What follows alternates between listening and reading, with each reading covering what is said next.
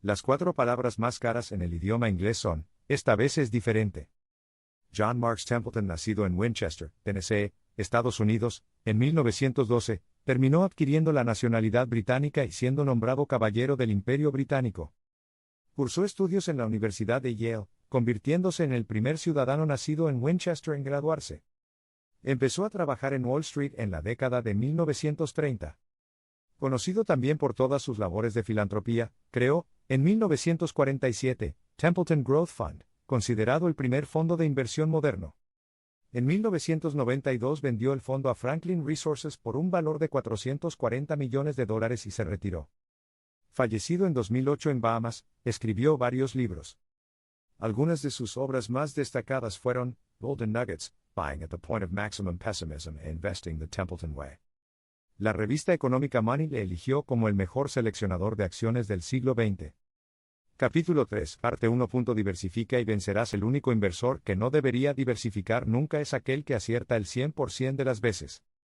Y, como ya bien sabemos, ni en la bolsa ni en cualquier otro ámbito de la vida, se acierta el 100% de las veces. Así que lo mejor es no poner todos los huevos en el mismo cesto, puesto que los huevos podridos nos podrían estropear los huevos de oro. En el capítulo anterior hemos visto otra perspectiva sobre la diversificación. Eso es bueno. Los puntos de vista diferentes enriquecen. En 1939, Sir John Templeton decidió hacer un experimento y compró todos los valores de la bolsa de Nueva York que cotizaban a menos de $1.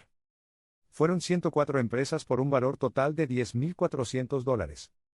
Al cabo de 4 años, 34 de las empresas seleccionadas habían quebrado. No obstante, las 70 restantes se revalorizaron de manera significativa, obteniendo en torno a $40,000 en plusvalías. La diversificación, por tanto, resulta esencial, ya que si Templeton hubiera destinado todo su dinero al mismo valor, hubiese tenido un 33% de posibilidades de perder todo su capital. A la hora de configurar una cartera de inversión diversificada podemos esperar que, de media, 1/3 de las empresas puedan quebrar, y 1/3 apenas tengan un desempeño positivo. Por consiguiente, la clave de las ganancias está en el tercio que tiene el potencial de revalorización más alto. Para el inversor minorista es harto complicado comprar 104 acciones, además de tremendamente costoso. Prácticamente una utopía y ciertamente desaconsejable. Según John Templeton, la mejor opción para obtener una correcta diversificación es contratar un fondo de inversión. Denominamos fondo de inversión o fondo mutuo a una institución de inversión colectiva que reúne dinero de distintos inversores particulares o jurídicos para invertirlo de manera conjunta en diferentes instrumentos financieros. Estos fondos son gestionados por sociedades gestoras que administran e invierten el dinero, y por entidades depositarias que custodian el efectivo, y que ofrecen garantías y vigilancia ante las inversiones.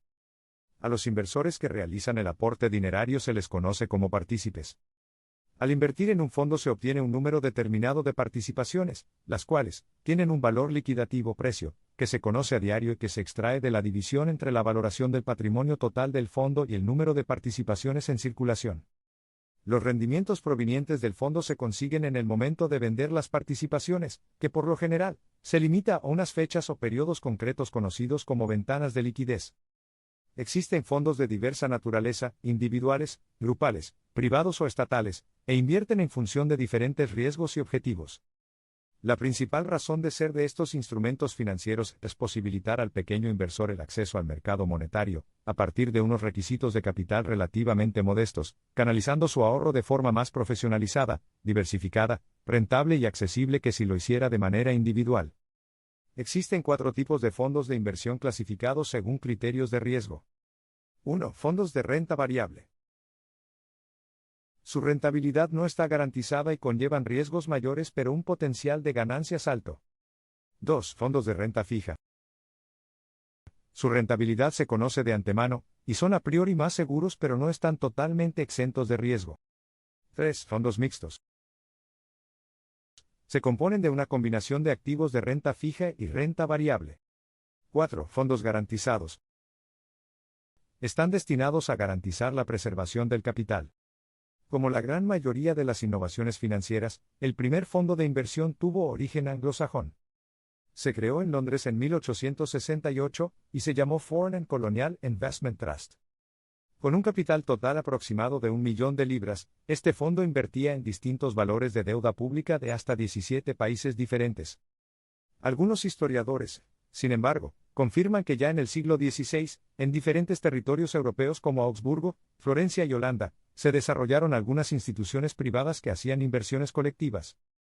Posteriormente aparecieron en Escocia las Parish Trust, entidades privadas gestionadas por párrocos que invertían los excedentes obtenidos de los feligreses. En España los fondos de inversión no aparecerían hasta finales de la década de 1950. El objetivo principal para la constitución de este tipo de entidades es que los pequeños ahorradores puedan participar del mercado de valores, democratizando la inversión en bolsa, limitada hasta su aparición a los tenedores de grandes capitales.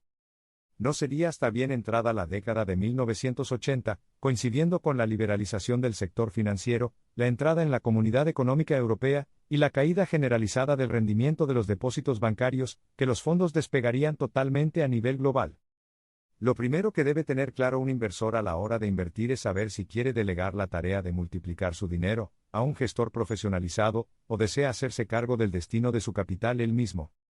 Warren Buffett y Benjamin Graham afirman que es mejor lo segundo.